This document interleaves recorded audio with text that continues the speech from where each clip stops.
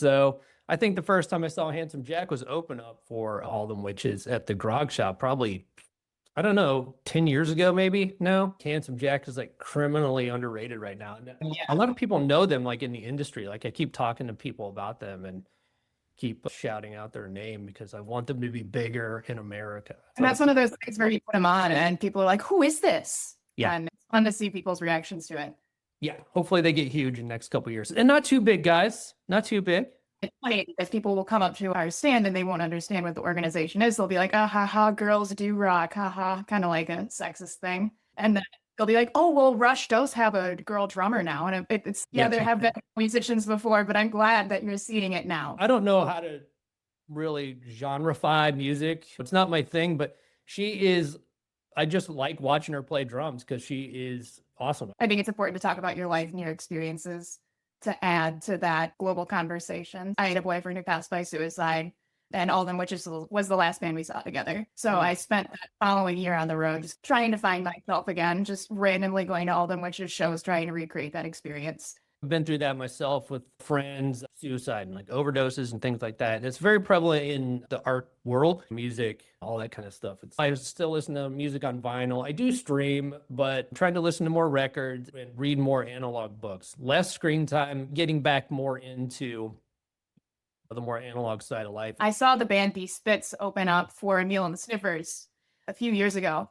And it was fun to watch them because it was clear that they had a lot of talent, but they were still starting out. Jack White, it was one of the first places that White Stripes played, and Jack White just helped them out with some grant money and stuff like that to build a ramp for more accessible entryway. There's also the Beachland by me, which is more on the east side. There's a ton of venues. Globe Iron is out there now, which is a brand new venue. It's a bigger venue. And our boys, All Them Witches, just leveled that place on this last tour. It was awesome.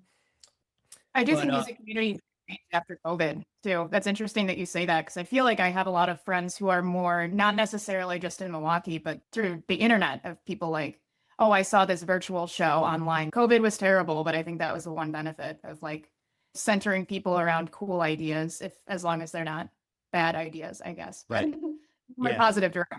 I always find kindred spirits immediately. Like I just start talking to strangers. They come up and start talking to me. We start buying each other drinks. And it hasn't felt like that for me in quite some time. But 2026 is going to be off the chain for music. Local band shout outs called Sex Scenes. Everything Makes Me Sick.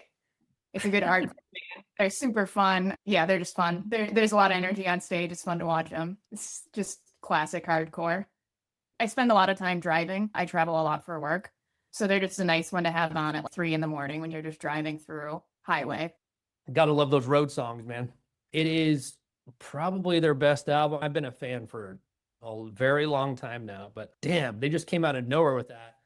And for those who aren't familiar, a totally instrumental band. Yeah, really good, really vibey. I talked to Laurent a few months ago, and their titles are very poetic for being an instrumental band. It's very fun, late 60s pop stuff, but the songs are there. They have the retro sound, but the songs are just amazing. Check it out. It's really good. You can be as retro sounding as you want. If the songs aren't there, it doesn't really matter. But gorgeous record. Jesse Sykes and the Sweet Hereafter. The album's called Forever I've Been Being Born. And it's not just straight bluegrass per se all the time. There's some kind of like psychedelic stuff. There's a song called Stratosphere Blues. And that really captured me. We had a good Gen Xers did because we were seeing the resurgence of all the classic rock. So we were all getting that stuff, as well as the contemporary grunge and alt rock and the heavy metal coming out. So we got the best of both worlds. They have an album called Uman from 2020, and that's a straight up masterpiece. If nobody here has heard that yet, go check it out. Americans just might have to start going out to Europe and checking it out. They're getting their mid-30s, early 40s, and just now starting to like really take off. Those guys are great, and they're hardworking, and that's what they want to do. Lifted from the Wind was a great record. But Get Humble, that was my record. That's still my favorite of theirs until the new album comes out in February. Probably going to have to try and get them on before that record comes out. Fucking great bands, man. Love them. I was telling one of my friends, because I always forget how impactful that bell toll and Black Sabbath, that first song. I remember exactly where I was when I first heard that. And it's one of those albums where you just know where you were. You remember when you heard it, and it still gives you that same feeling, right? Scared to death. You're like Yeah. freaking out. A band that I really got into in 2025, Abrams from Denver, Colorado. Have you heard of them? No. Not a new band, Abrams, like the tank, I guess. Okay. The record's called Blue City because what a great record. Heavy. If you listen to their 90s stuff, it's kind of a little poppy. Okay. Pop rock, I guess. I don't know. I'm bad at doing this, but this is a heavy, tone chasing, crunchy doom record almost. The vocals aren't heavy, but man, all the songs are great. I found 100 records in my closet. Exactly. Cool. Yeah, thanks, Parks. I actually got this February of 2025. He was opening for King Buffalo in Columbus at Scully's. If you can find it, good luck. It's totally independent. This guy is not putting this on Spotify. It's on Bandcamp. Just like butter when he plays guitar. It's unreal. He's a beast. That's an album you got to listen to 3 times in a row. I'm not a guitar player. I have some guitars and I've been making a lot of noise.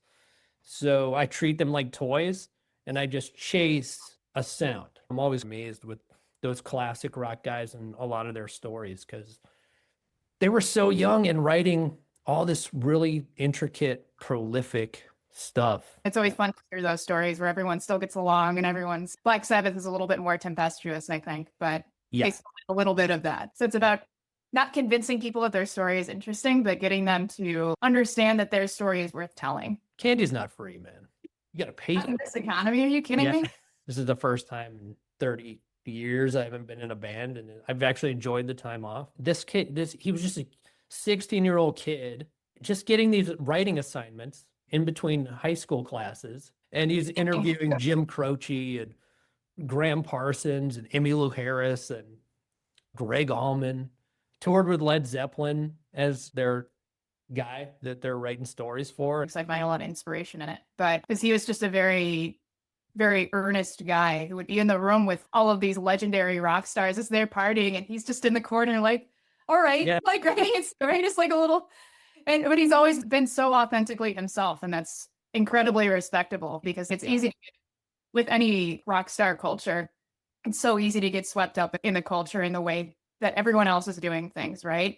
But it's interesting to watch somebody who stays so completely themselves and still creates phenomenal work because of it. I'm a musician just like you, and I'm a fan, man. And that's what I want to talk about. I'm getting better at separating the artist from the art from the artist. It's been difficult over the last 10 years because that's a whole different conversation I guess we can have, but I'm getting better at it.